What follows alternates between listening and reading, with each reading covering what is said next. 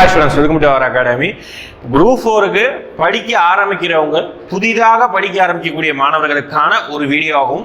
Already படிச்சிருப்போம், ஆனா ஏனோ தானோ ஓகேங்களா அப்படி இப்படின்னு சும்மா புக் வைஸ் எல்லா புக்கையும் படிக்க சொன்னாங்க அப்படின்னு சொல்லிட்டு எல்லாத்தையும் படிச்சிருப்போம். இது சிலபஸ் அது இதுன்னு தெரியாம சும்மா படிச்சிருப்பீங்க. அப்படி படிக்கக்கூடிய மாணவர்களுக்கு இந்த ஒரு வீடியோ முக்கியமான வீடியோ. ஏன் அப்படின்னா எதுக்கு அதிகமான நம்ம ஸ்கூல்ல படிப்போம், எப்படி படிப்போம், சோசியல் சயின்ஸ்ல வரலாறுல இந்த பாடத்துல இருந்து அதிகமா கொஸ்டின் வருது. அப்ப என்ன செய்வோம், அந்த பாடத்துல அதிகமா நம்ம படிப்போம். ஞாபகம் இருக்கா? அதே மாதிரியான ஒரு கண்டென்ட் சொல்ல போனா ஸ்கூல்ல ப்ளூ பிரிண்ட் கூட இருக்கும். ஓகேங்களா, சமச்சீர் புத்தகத்துல படிக்கும்போது ஞாபகம் இருக்குன்னு நினைக்கிறேன். ப்ளூ பிரிண்ட் அப்படின்னு சொல்லுவோம். அதுல இத்தனை 1 வேர்டு, இத்தனை 2 மார்க், இத்தனை 5 மார்க் எங்க இருந்தா கேட்பாங்க, இந்த மாதிரியே கொடுத்துருப்பாங்க. அப்போ அது அப்படியே கேட்பாங்க. அதே மாதிரி இங்கேயும் ஒரு செமி ப்ளூ பிரிண்ட் அப்படி வச்சுக்கலாம். ஓகேங்களா, அதே மாதிரியான ஒரு பேட்டர்ன் தான் நம்ம ப்ளூ பிரிண்ட் பார்க்க போறோம். அதாவது மொத்தம் இருக்கக்கூடிய 10 யூனிட்ல எத்தனை கொஸ்டின்ஸ் இதுக்கு முன்னாடி கேட்டிருக்காங்க, இப்போ அதே நம்பர் இருக்காது, பிளஸ் ஆர் மைனஸ் 2 இருக்கும். ஓகேங்களா, 1 கூடும், 2 குறையும், அவ்வளவுதான். போன தடவை 5 கொஸ்டின் கேட்ட இடத்துல இந்த தடவை 15 கொஸ்டின் கேட்க மாட்டாங்க. அந்த அளவுக்கு ரொம்ப டிஃபரன்ஸ் வராது. 7 கொஸ்டின் அப்படின்னா 3 கொஸ்டின் கூட குறையதான் செய்யுமே தவிர ரொம்ப அதிகமாக மாறாது. அதனால நம்ம ஒரு ப்ளூ பிரிண்டாக பார்க்கணும். அதுக்கு முன்னாடி பேசிக்கா டிஎன்பிஎஸ்சி குரூப் 4 எத்தனை கேள்விகள் அதுங்கிறத நம்ம பார்க்கலாம். ஓகேங்களா, ஃபர்ஸ்ட் குரூப் 4 பொறுத்த வரைக்கும் 200 கேள்விகள் இருக்கும். மொத்தமா 200 கொஸ்டின்ஸ். ஓகேங்களா, ஒவ்வொரு கொஸ்டினுக்கும் 1.5 மார்க்ஸ். நான் வச்சுக்கோங்க, ஒரு கொஸ்டினுக்கு 1 மார்க் கிடையாது. ஒவ்வொரு கேள்விக்கும் 1.5 மதிப்பெண்கள். மொத்தமா கூட்டும் போது மொத்தம் 300 மதிப்பெண்கள். ஆனா நமக்கு கணக்கெடுக்கிறது 300 மதிப்பெண் வச்சுதான் கணக்கெடுப்பாங்க. ஓகேங்களா, 245.5, 240.5, 230 இந்த மாதிரி தான் வந்து கவுண்டிங் அந்த மார்க்கே வரும். ஆனா நம்ம ஜென்ரலா கட் ஆஃப் அப்படின்னு சொல்றது வந்து பாத்தீங்கன்னா இந்த 200 கேள்விகளை வச்சுதான் அதிகமா நம்ம பேசுவோம். ஓகேங்களா, எப்படியாவது 170 பிளஸ் போட்டிருப்பா, அப்பதான் உனக்கு வேலை கிடைக்கும். ஓகேங்களா, எப்படி நான் போன தடவை 125 கொஸ்டின் போட்டோம்பா, மிஸ் ஆயிடுச்சு, ஜஸ்ட் மிஸ் ஆயிடுச்சு, இப்படிதான் சொல்லுவாங்க. அதனால நம்மளை பொறுத்த வரைக்கும் கேள்விகளையே நம்ம வந்து எடுத்துக்கலாம். சரிங்களா, அப்படி கேள்விகளை பார்க்கும்போது அந்த 200 எப்படி நம்ம பிரிக்கிறோம் அப்படின்னு பாத்தீங்கன்னா 100 பிளஸ் 25 பிளஸ் 75. 100 என்ன அப்படின்னா ஜெனரல் தமிழ். ஒரு காலத்துல குரூப் 4ல ஒன்னு தமிழ் எடுக்கலாம், அப்படின்னா இங்கிலீஷ் வாய்ப்பாக இருக்கலாம். இப்போ அப்படி கிடையாது. தமிழ் ஒரு கட்டாய தேர்வு ஆகினால தமிழ் மட்டும்தான் எடுத்து படிக்கணும். இங்கிலீஷ் உடைய பசங்களுக்கு வேற வாய்ப்பு இல்லை, தமிழ் மட்டும் தான் படிச்சாகணும். ஓகேங்களா, இந்த தமிழ் எடுக்கக்கூடிய 40% மார்க் எடுத்தா மட்டும்தான் அடுத்ததான் திருத்த ஆரம்பிப்பாங்க. அது எடுக்கிறது ரொம்ப சுலபம் தான். பேசிய நீங்க படிச்சீங்கன்னா 40% ஈஸியா எடுத்துடலாம். சரி, 100க்கு 40 கொஸ்டின் அட்டெண்ட் பண்றது. மீதி 25 கொஸ்டின் என்ன சார், பியூர்லி மேக்ஸ். என்ன sir marks, college marks, plus 1 plus 2 marks வருமா? கிடையாது. 6ஆம் வகுப்புல இருந்து 10th இருக்கக்கூடிய மேக்ஸ்.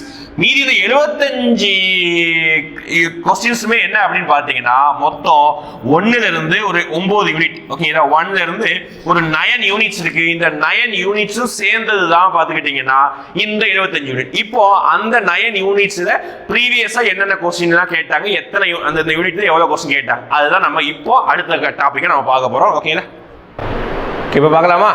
இப்போ இந்த ஸ்பிளிட் அப் வெயிட்டேஜை பொறுத்த வரைக்கும் நம்ம 2ஆ பிரிச்சிருக்கோம். என்ன அப்படின்னா ஓல்டு சிலபஸ், நியூ சிலபஸ். அப்படி என்ன சார் ஓல்டு, பழைய பாடத்திட்டம், என்ன புதிய பாடத்திட்டம் அப்படின்னா 2022க்கு முன்னாடி நடந்த 14, 16, 18, 19 எல்லாமே பழைய சிலபஸ். அதுல யூனிட் 8, யூனிட் 9, அப்புறம் சிலபஸ் வார்த்தை எல்லாமே கொஞ்சம் மாறி இருக்கும். அப்பதான் வந்து தமிழும் எடுத்துக்கலாம், அப்படின்னா இங்கிலீஷ் கூட எடுத்துக்கலாம் அந்த டைம்ல. சரிங்களா, இப்பதான் தமிழ் மட்டும் கட்டாயப்பட்டான். ஓகேங்களா, அப்போ இது ஓல்டு சிலபஸ். நமக்கு கடைசியா நடந்தது போன வருஷம் நடந்ததுதான் வந்து 2022 நியூ சிலபஸ். பேஸ்டான இப்போ நம்ம படிக்கக்கூடிய பேட்டர்ன் இதுதான். ஓகேங்களா, ரைட்டா? ஆனாலும் நம்ம எல்லா விஷயத்தையும் பார்த்துக்கலாம். இப்போ நான் மெயினா வீடியோ டிஸ்கஸ் பண்றது இதை நீங்க பார்த்துக்கோங்க, ஸ்கிரீன்ஷாட் எடுத்துக்கோங்க. நான் 2019 2022 நான் டிஸ்கஸ் பண்றேன். சரிங்களா, ஃபர்ஸ்ட் பொது தமிழ், அது மாற்றமே கிடையாது, அது ஃபிக்ஸ்டு. 100 கொஸ்டின் வர போகுது, அதுல மாற்றம் கிடையாது. நீ அந்த பொது தமிழுக்குள்ள பகுதி ஆ, பகுதி ஆ, பகுதி இ, இந்த 3 பிரிவுகளை எவ்வளவு கேட்கிறாங்க, அதை வந்து நம்ம அடுத்தடுத்த வீடியோக்களை நம்ம பார்க்கலாம். சரிங்களா, ஆனா பொது தமிழ் மொத்தம் 100 மார்க். ரைட்.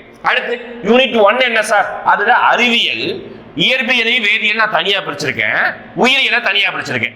அப்போ 2ஐயும் கூட்டினாதான் மொத்தமா அறிவியலை எவ்வளவு கேட்கறாங்க பார்த்தோம். அப்போ மொத்தமா கூடும்போது 2022ல 10 கொஸ்டின். சரிங்களா, யூனிட் 1 சயின்ஸ்ல இருந்து 10 கொஸ்டின் கேட்கறாங்க. அதுல கெமிஸ்ட்ரி மற்றும் பிசிக்ஸ்ல இருந்து மட்டுமே 6 கொஸ்டின், பயாலஜில இருந்து 4 கொஸ்டின் கேட்கறாங்க. சரிங்களா, அது சிலபஸை பொறுத்த வரைக்கும் மாறும். ஓகே, அதுல ஒளி, லைட், சவுண்ட் நிறைய வரும். பழைய சிலபஸ்ல, அதாவது ஓல்டு சிலபஸ்ல கொஞ்சம் அதிகமா கிடைக்கும். முதல் வந்து சயின்ஸுக்கு அதிகமான இம்பார்ட்டன்ஸ், இப்போ கொஞ்சம் கம்மியா இருக்கு. சரிங்களா, 10, 9, அப்போ கிட்டத்தட்ட 19 கொஸ்டின் சயின்ஸ் கேட்டிருக்காங்க. 2வது யூனிட் என்ன சார், நடப்பு நிகழ்வுகள், கரண்ட் அஃபேர்ஸ். இப்போ எப்போ எல்லா ட்ரெண்டும் என்ன மாதிரி கரண்ட் அஃபேர்ஸ் நல்லா படிக்கணும். உண்மைதான். ஒரு காலத்தில் அது கிடையாது. பாரு முதலாம் பாரு 8, 9 இந்த மாதிரி தான் இருந்தது. ஓகேங்களா? இப்போ வந்து என்ன ஆச்சுன்னா 4 தான் வச்சிருக்காங்க. ஆனால் குரூப் 4ல தான் ஆக்சுவலாக வந்து நடப்பு நிகழ்வு கம்மியாக இருந்தது இந்த வருஷம் தான். ஆனால் குரூப் 2 இருக்கட்டும் குரூப் 1 நடப்பு நிகழ்வு அதிகமாக தான் இருக்கும். இந்த ஒரு விஷயத்த மாடல எடுத்துக்க வேணாம். எப்பவுமே ஒரு 5, 6, 7 கேள்விகள் தான் எப்பவுமே எதுல வரும், நடப்பு நிகழ்வு வரும். நடப்பு நிகழ்வு கொஞ்சம் நல்லாவே படிச்சுக்கணும். சரிங்களா? அடுத்து புவியியல். ஓகேங்களா? சாரிப்பா, நடப்பு நிகழ்வு 8 கொஸ்டின் கேட்கிறாங்க. அதை கவனிச்சுக்கோ. நடப்பு நிகழ்வு இது 4 கிடையாதுப்பா. நடப்பு நிகழ்வு 8 கொஸ்டின் கேட்கிறாங்க. இதுதானே நமக்கு லைன். Okay right. அப்போ இதுக்கு முன்னாடி 10, 18, 23, 11 எல்லாம் கேட்டிருந்தாங்க. இப்போ எல்லாம் கேட்கறாங்க 8 கொஸ்டின் கேட்கறாங்க நடப்பு நிகழ்வுகள்ல நியூ பேட்டர்ன் அடிப்படையில். அடுத்து புவியியல். ஓகேங்களா? ஜியோகிராஃபி அதுக்கு எப்பவுமே அதோட இம்பார்ட்டன்ஸ் வந்து கொஞ்சம் மாடரேட்டா தான் இருக்குது. ஓகேங்களா? 4 தான் ஒரு தடவை கேட்டிருக்காங்க. போன 2 வருஷத்துல 8, 9 கொஸ்டின் கேட்டிருக்காங்க. அடுத்து பாருங்க 4வது யூனிட் நம்ம யூனிட் வரலாறு. சரிங்களா? வரலாறை பொறுத்த வரைக்கும் 9 கொஸ்டின் கேட்டிருக்காங்க. இந்த வரலாறு என்ன சார்? காந்தி வரலாறு, அம்பேத்கர் வரலாறு கிடையாது. அது கிடையாது. இது வந்து பழங்கால ராஜாக்களுடைய வரலாறு. அதுல இருந்து 9 கொஸ்டின் கேட்டிருக்காங்க 2022. 2010 பார்த்தீங்கன்னா 7 கொஸ்டின் கேட்டிருக்காங்க. இது நம்ம செலக்டிவா அடிச்சிடலாம். கொஞ்சம் ஈஸியானது தான். சரிங்களா? அடுத்து ரொம்ப முக்கியமான யூனிட் நீங்க மூவ் பண்ணிக்கலாம். இந்திய அரசியலமைப்பு. ஓகேங்களா? எப்பவுமே அதிகமா கேள்வி கேட்கக்கூடிய 2வது இடத்துல இருக்கக்கூடிய ஒரு யூனிட். ஓகேங்களா? இந்திய அரசியலமைப்பு அப்படின்னு என்ன பண்ணா 13, 8, 10, 2019 18 கொஸ்டின் கேட்டாங்க.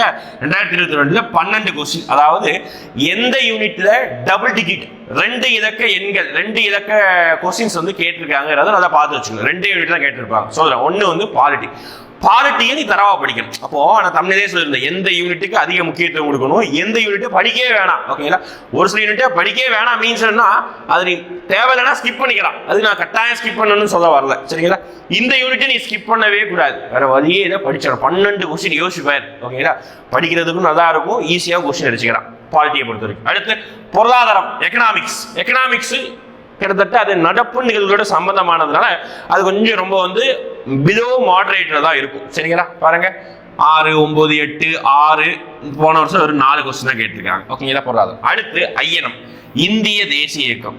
இப்போ புதுசா இந்த யூனிட் 18 ஒரு யூனிட்டை கொண்டு வந்ததுனால தமிழ்நாட்டுடைய இந்திய விடுதலை போராட்ட வீரரும் தமிழ்நாட்டுடைய பெண்களுடைய விடுதலை போராட்ட வீரர்களுடைய வரலாறு தான் யூனிட் 8ல போயிருது. அதனால யூனிட் 7ல வந்து கொஞ்சம் கம்மியா கேள்வி கேட்டிருந்தாங்க. 4 கொஸ்டின். ஓகேனால எப்பவுமே ஒரு 6, 7 கிட்ட வரும். சரிங்களா? அடுத்து maximum number of question 1 to 9 யூனிட்ல எந்த யூனிட்ல கேட்கிறாங்க அப்படின்னா யூனிட் 8. டிஎன்பிசி படிச்சா ஆல்ரெடி படிச்ச மாதிரி தெரியும். யூனிட் 8 புதிதாக சேர்க்கப்பட்ட யூனிட். பாருங்க டேஷ் இது முன்னாடி கிடையாது. இப்பதான் புதுசா சேர்த்திருக்காங்க. கொஞ்சம் சிலபஸை மாடிஃபை பண்ணி சேர்த்திருக்காங்க. கொஞ்சம் தமிழ் வரும். ஓகேங்களா? இலக்கியம் இருக்கும். தமிழ்நாட்டுடைய விடுதலை, தமிழ்நாட்டுடைய சம்பந்தமான விஷயங்கள் அதிகமா இருக்கும். 16 கொஸ்டின் கேட்கிறாங்க. யோசிச்சுப்பார். அது திருக்குறள்ல இருந்து மட்டுமே ஒரு 5-6 கொஸ்டின் வந்துடும். ஓகேங்களா? அடுத்ததாக யூனிட் 9. ஓகேங்களா? ரொம்ப கம்மியான கொஸ்டின் கேட்டது அப்படின்னா இந்த தடவை குரூப் 4ல குரூப் 2 கம்மியாக தான் கேட்டிருந்தாங்க. வெறும் 3 கொஸ்டின் கேட்டாங்க. யூனிட் 9 தமிழ்நாட்டுடைய நிர்வாகம் இருக்கும். ஓகேங்களா? யூனிட் நம்பர் 10 பொறுத்த வரைக்கும் அது வந்து ஸ்டாட்டிக். எப்படி தமிழ் 100 கொஸ்டினோ மேக்ஸும் 25 கொஸ்டின். இதை மாற்றம் கிடையாது. சரி சார், லாஸ்ட் டைம் கொடுத்துருக்கீங்களே. ஆமா, பொது அறிவு. ஒரு காலத்துல வந்து பொது அறிவு கேட்டிருந்தாங்க. ஸ்டாட்டிக் ஜிகே அப்படின்னு சொல்லி கேட்பாங்க. ஓகேங்களா? ஜென்ரலா இருக்கும் இந்த கொஸ்டின் தான். ஓகேங்களா? அதாவது ஸ்டாட்டிக் ஜிகே வச்சாங்க. இப்போ கேட்கப்படுகிறது. அதை நம்ம நடப்பு நிகழ்வோட நம்ம சேர்த்துடுறோம். அதனால நம்ம டேஷ் இது எதுவும் கேள்விகள் கிடையாது. ஓகேங்களா? அப்போ இதை பாது உனக்கு இது எதுக்காக நம்ம கொடுக்குறோம்? ஒரு ஐடியா. படிக்கிறதுக்கு முன்னாடி ஸ்கூல்ல எப்படி நம்ம படிப்போம், ப்ளூ பிரிண்ட்டை வச்சு சும்மா படிக்கிறதுக்காக சம்மந்தமே இல்லாம எடுப்புலேயே வந்து முக்கியம் இல்லாம எதையோ படிச்சுட்டு இருப்பான். அதை படிக்காது. ஃபர்ஸ்ட் தேர்ந்தெடுத்து படிக்கணும். இதுக்கு பேர் தான் ஹார்ட் ஒர்க், ஸ்மார்ட் ஒர்க். 2 இருக்க வித்தியாசம். ஸ்மார்ட் ஒர்க் அப்படின்னா என்னது? எதை நீ படிக்கணுமோ அதை செலக்ட் பண்ணி நீ படிச்சிட்டேன்னா முடிஞ்சு போச்சு. அதாவது ஒரு சில யூனிட் வந்து இவ்வளவு பெருசா இருக்கும். நீ இவ்வளவு பெருசா படிச்சா கேள்வி இவ்வளவுதான் வரும்.